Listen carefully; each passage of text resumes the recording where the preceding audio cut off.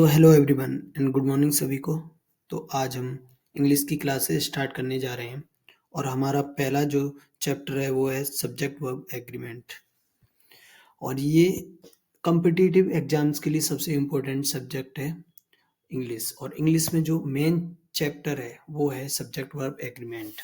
अगर हमने subject verb agreement सही से पढ़ लिया और एक एक रूल्स याद कर लिए तो हम करीब 20% एरर्स हैं वो डिटेक्ट कर सकते हैं एग्जाम में।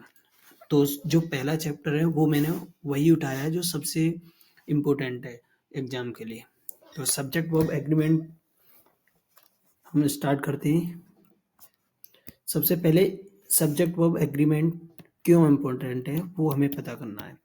ये सब्जेक्ट वर्ब एग्रीमेंट है वो ग्रामर में जो ग्रामेटिकल स्ट्रक्चर है ये ग्रामेटिकल स्ट्रक्चर को बताता है, जैसे कि हम जितने भी सेंटेंस बनाते हैं उनका जो स्ट्रक्चर है वो एकदम परफेक्ट हो और जिससे कि हम जो बोल रहे हैं वो एकदम सही हो। सबसे पहले सब्जेक्ट और वर्ब में एग्रीमेंट किस तरीके से है वो हम चेक करेंगे। अगर सब्जेक्ट पहला ये पॉइंट है, ये बहुत इंपॉर्टेंट पॉइंट है। ये सबसे पहले यही चेक करना होता है कि अगर सब्जेक्ट सिंगुलर है तो वर्ब है वो भी सिंगुलर होगी। ये पॉइंट आप लोगों को याद रखना है। दूसरा पॉइंट इसी में अगर सब्जेक्ट प्लूरल है तो वर्ब भी प्लूरल होगी।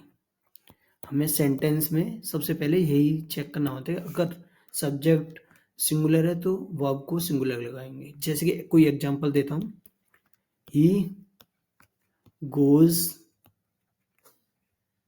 टू स्कूल, ये हमारा पहला है एग्जांपल। तो सब्जेक्ट ही इसमें सब्जेक्ट होगा। ये सब्जेक्ट में भी प्रोनाउन है। हमें इसके लिए नाउन और प्रोनाउन में बाद में पढ़ाऊंगा, लेकिन ही सी इट दे सभी ये प्रोनाउन होते हैं। और जो गोज है ये हमारी वर्ब है इस सेंटेंस की।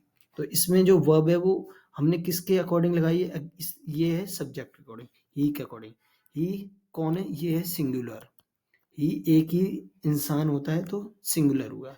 अब इसी के अकॉर्डिंग वर्ब हमने लगाई तो वर्ब भी सिंगुलर होगी। तो जो भी गो, अगर हम सेकंड इसका पॉइंट है, हम कैसे पता करें कि कोई चीज सिंगुलर है या प्लूरल है। अब जैसे कि सब्जेक्ट में अगर हम एस ई एस या आई एस लगाते हैं तो वो प्लूरल होती है। ये पहला, ये पॉइंट याद रखना है। अगर इसके उल्टा होता है वर्ब में, अगर वर्ब में एस ई एस और आई ई एस लगाए तो वो होगी सिंगुलर।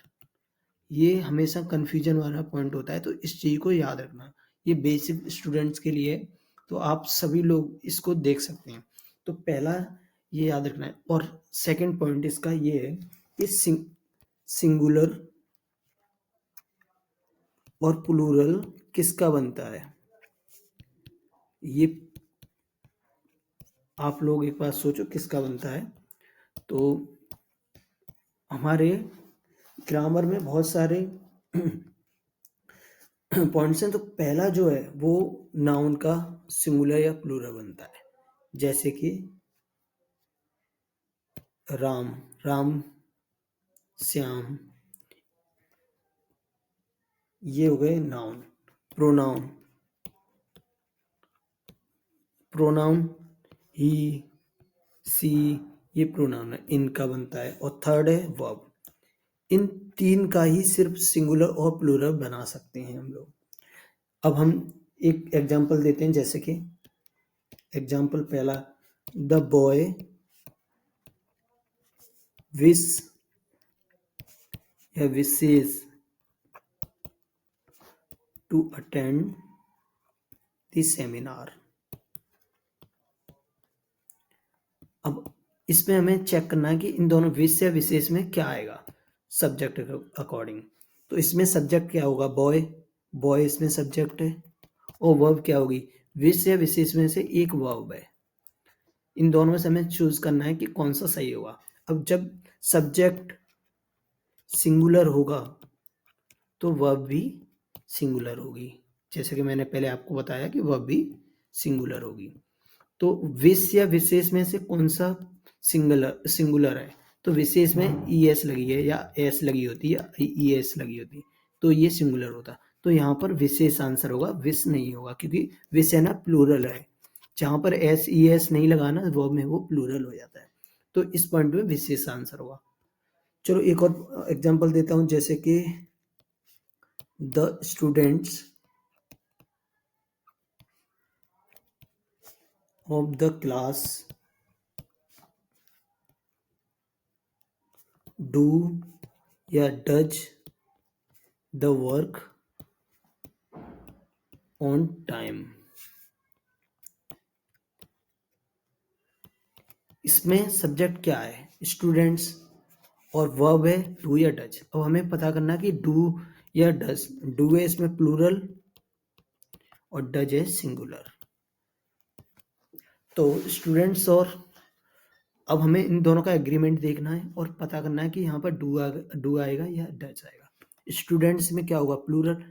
जिस भी नाउन या प्रोनाउन में एस ईएस या आईएस लगा होता है वो प्लूरल होता है। ये मैं बार बार रिवाइज करने के लिए लिख रहा हूँ जिससे कि आपके माइंड में ये छप जाए। तो यहाँ पर अगर प्लूरल स्टूडेंट्स है तो वर्ब भी प्लूरल होगी। अब डज, डज ये तो सिंगुलर हुई क्योंकि वर्ब में उल्टा होता है। तो ये डज है ना, इसका आंसर नहीं है, इसका डू होगा। और डू है यहाँ प्लूरल है, तो इसका आंसर क्या हुआ? डू। ठीक है, अब हम एक दो एक्सेप्शन है वो बताएंगे। ठीक है, एक्सेप्शन इसमें भी है। इंग्लिश में सबसे ज़्यादा एक्सेप्शन है और जो भी क्वेश्चंस आते हैं एग्जाम से वो एक्सेप्शन से ज़्यादा आते हैं। आई और यू ये सिंगुलर भी हो सकता है और प्लूरल भी हो सकता है, और इसकी जो वर्ब है वो हमेशा प्लूरल होगी। ये पॉइंट आप लोगों को याद करना है। ये एक्सेप्शन है और इससे एक नई क्वेश्चन आएगा। आई और यू सिंगुलर या प्लूरल हो सकता है। ये सब्जेक्ट, आई और यू सब्जेक्ट में सिंगुलर या प्लूरल हो सकते हैं, लेकिन वर्ब में हमेशा प्लूरल ही होंगे। ठीक है, एक एग्जांपल इसका भी देता हूँ, जैसे कि यू गो। एक और एग्जांपल, यू ऑल गो। एक और, आई गो। ये एग्जांपल है। जैसे यहाँ पर वर्ब क्या होगी? गो, गो, गो। तो यहाँ पर जो भी वर्ब है वो सभी की सभी प्लूरल हैं। अब यहाँ यू, यू यहाँ पर क्या काम कर रहा है? ये यू है ना, ये सभी प्लूरल में काम कर रहा है। You go, you all go मतलब प्लूरल है। आई मैं, तो ये सिंगुलर है लेकिन इसमें जो वर्ब है वो प्लूरल लगी है। ठीक है, नेक्स्ट पॉइंट, अगर हम जब भी कोई भी सेंटेंस बनाते हैं तो उसमें प्रेजेंट टेंस में सिंगुलर या प्लूरल, सिंगुलर या प्लूरल देखते हैं। कभी भी हम पास्ट टेंस में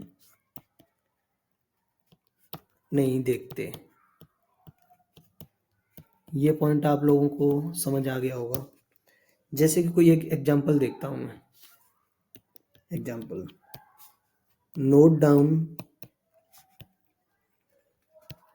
my phone number in case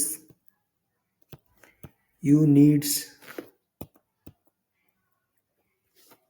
to ring me up।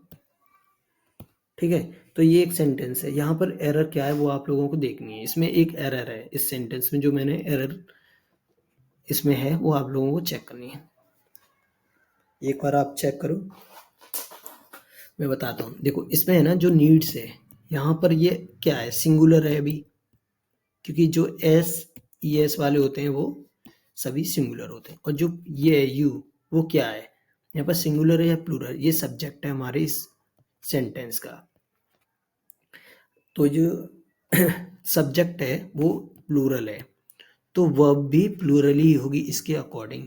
यहाँ क्या नीड्स तो नहीं आएगा क्योंकि ये सिंगुलर है, तो इसकी जगह नीड आएगा। ओके स्टूडेंट्स, तो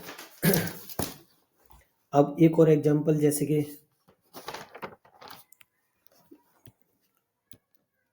ड्यूरिंग हेयर ट्रांसप्लांटेशन,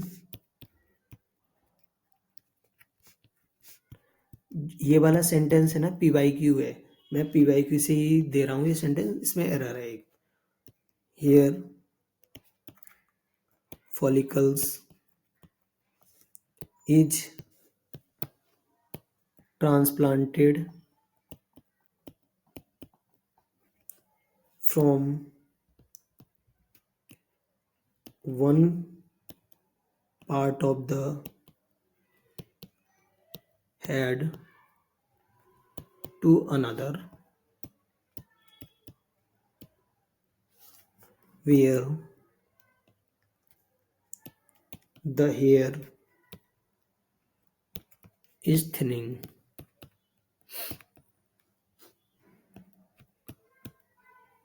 ये पी वाई क्यू सेंटेंस है, एक बार आप देखो फिर मैं इसका आंसर बताता हूँ। इसमें एक एरर है, आप लोग कमेंट में कर सकते हैं क्या एरर है, उसके बाद मैं बताऊंगा। अगर हम इसकी पार्ट्स ऑफ स्पीच देखें तो क्या क्या होगा, जैसे डूरिंग है, इसकी पार्ट्स ऑफ स्पीच क्या होगी, इसकी होगी प्रिपोजिशन। और यहाँ पर हेयर ट्रांसप्लांटेशन क्या होगा, जब भी प्रिपोजिशन के बाद कोई भी नाउन या प्रोनाउन आता है वो ऑब्जेक्ट होता है, तो ये ऑब्जेक्ट होगा। ठीक है, अब इसमें सब्जेक्ट क्या है, सब्जेक्ट इसमें ये कॉमा है, इसके बाद सब्जेक्ट स्टार्ट होगा, हेयर फॉलिकल्स, इसका ये सब्जेक्ट है। अगर सब्जेक्ट प्लूरल है, क्योंकि एस लगा है तो ये सब्जेक्ट हुआ प्लूरल, तो वर्ब भी प्लूरल होगी, यहाँ इच की जगह आर आएगा। ठीक है, इसके बाद अगर इसमें एक और एरर है, इसमें हम एक और एरर देख सकते हैं। इसमें कोई एरर नहीं है, एक एरर थी वो ऊपर है। अब इसके बाद वेयर द हेयर, हेयर क्या, जैसे हेयर है ना, वो लगेगा कि बहुत सारे हेयर्स हैं तो प्लूरल है, बट ये प्लूरल नहीं, ये सिंगुलर होता है।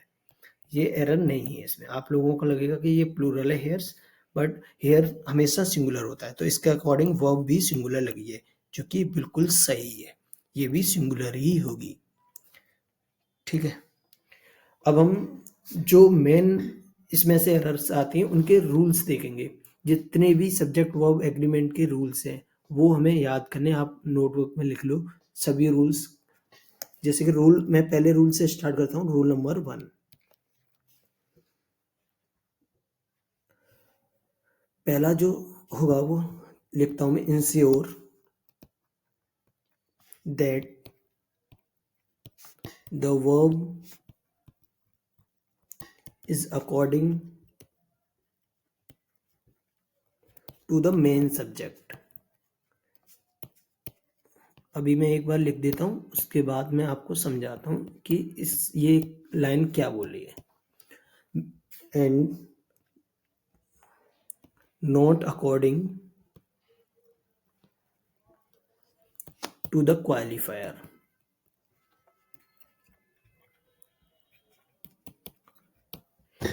इस सेंटेंस से हमें क्या समझ आ रहा है कि जो भी वर्ब है हमें ये इंश्योर करना है, या हमें मेक श्योर करना है कि जो भी हम वर्ब लगाएं वो मेन सब्जेक्ट के अकॉर्डिंग लगाएं, जो मेन सब्जेक्ट होगा, ना कि जो भी क्वालिफायर है।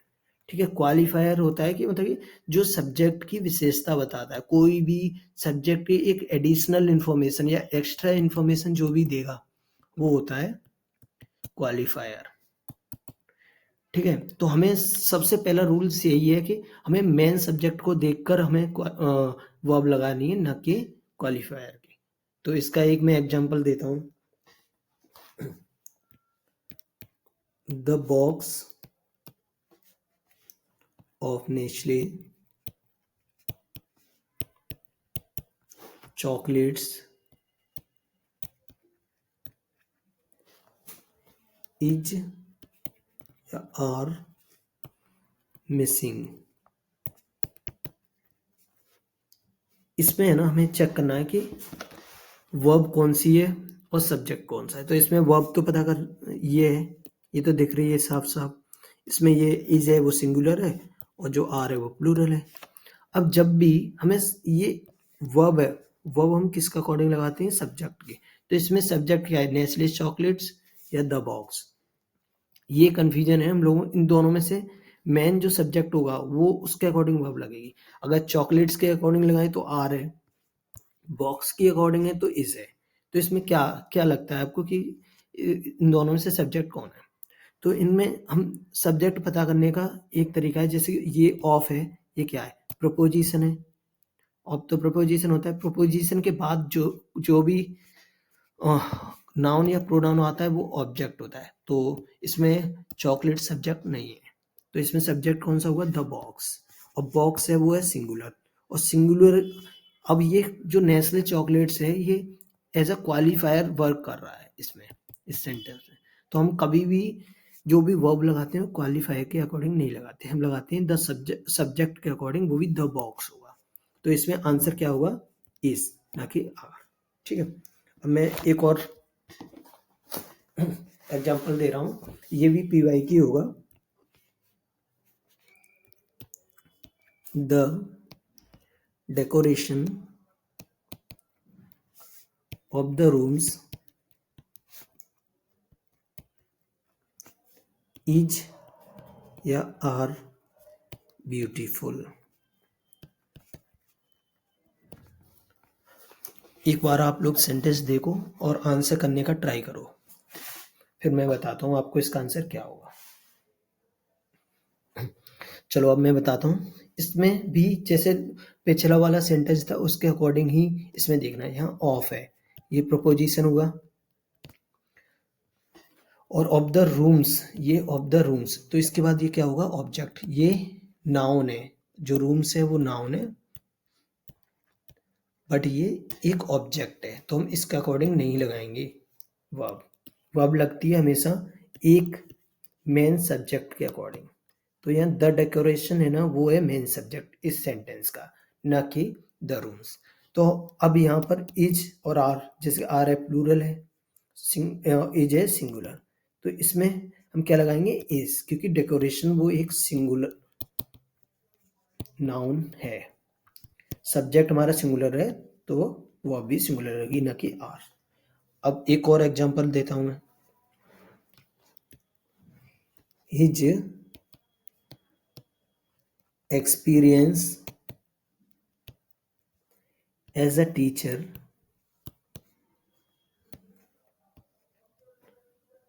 To boys and girls gives या गिव मी अंडरस्टैंडिंग।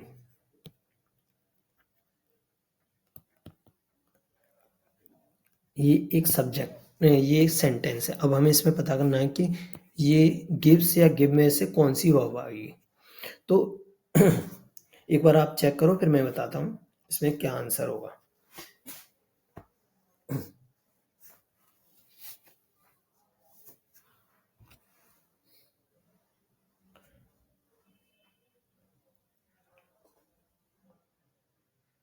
चलो मैं बताता हूँ।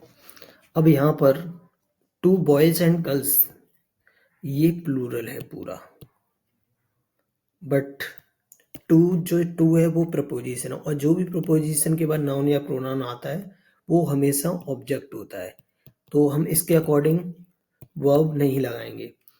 अब वर्ब किसके अकॉर्डिंग लगाएंगे, एक्सपीरियंस, जो इसमें his experience as a teacher, ये हमारा इस सेंटेंस का एज अ टीचर, ये भी एक क्वालिफायर है, तो हम इसके अकॉर्डिंग भी नहीं लगा सकते, क्योंकि एज अ टीचर एक क्वालिफायर होता है। हम जो भी उसके एक्सपीरियंसेस हैं उसको एडिशनल इंफॉर्मेशन दे रहे हैं हम उस चीज़ की। तो यहाँ पर एक्सपीरियंस है वो सब्जेक्ट है, और सब्जेक्ट क्या है, सिंगुलर, तो वर्ब भी सिंगुलर लगेगी, तो इसमें गिव्स आएगा, ना कि गिव आएगा। फिर मैं एक और सेंटेंस, चलो एक और सेंटेंस दे देता हूँ। I as a teacher of English is or am or are, ये 3 वर्ब हो गई। टीचिंग इंग्लिश, ये एक सेंटेंस है, आप लोग इसे देखो कि इसमें क्या एरर है, उसके बाद मैं इसका भी एरर बताऊंगा।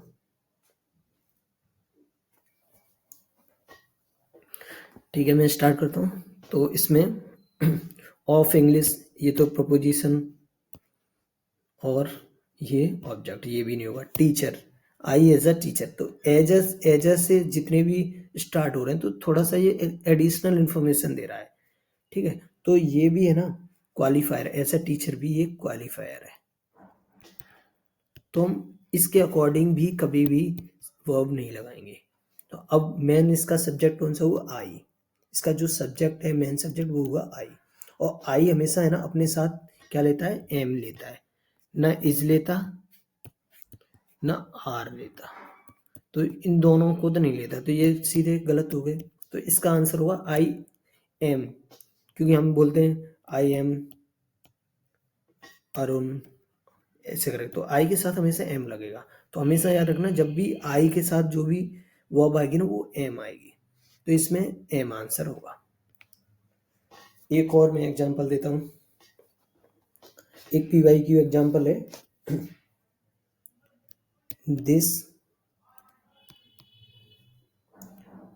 Type of books is or are not available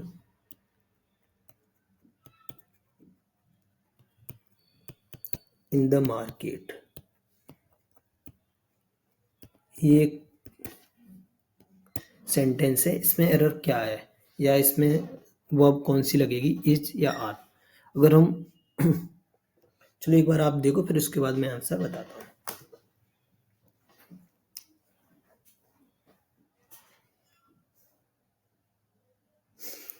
चलो, अब इसमें है ना ऑफ प्रपोजिशन है, ऑफ के बाद हमेशा ऑब्जेक्ट आता है। तो ये प्लूरल बुक्स है और ये हो नहीं सकता, क्योंकि ये इस सेंटेंस का ऑब्जेक्ट है ऑफ के बाद। अब दिस टाइप में से सब्जेक्ट कौन सा है? दिस है या टाइप? तो इसमें जो सब्जेक्ट होगा वो होगा टाइप, जो मेन सब्जेक्ट है इसका वो है टाइप। और दिस क्या होगा? अगर हम इसका पार्ट्स ऑफ स्पीच देखें तो दिस का क्या हो सकता है? तो ये टाइप को एडजेक्टिव है, ये विशेषता बता रहा है टाइप की, दिस। तो इसमें जो एडजेक्टिव है वो है दिस। तो टाइप के अकॉर्डिंग हमें वर्ब लगानी है। और टाइप क्या है इसमें, सिंगुलर है या प्लूरल? तो इसमें जो टाइप है ना वो सिंगुलर है, तो वर्ब भी सिंगुलर लगेगी। ठीक है, ये नहीं लगेगी। आज के लिए यहीं तक रखते हैं हम। कल दूसरी क्लास होगी, ये हमारी पहली क्लास ख़त्म हो रही है यहीं तक। मैं कल दूसरी क्लास इसके आगे कंटिन्यू करूँगा। Thank you.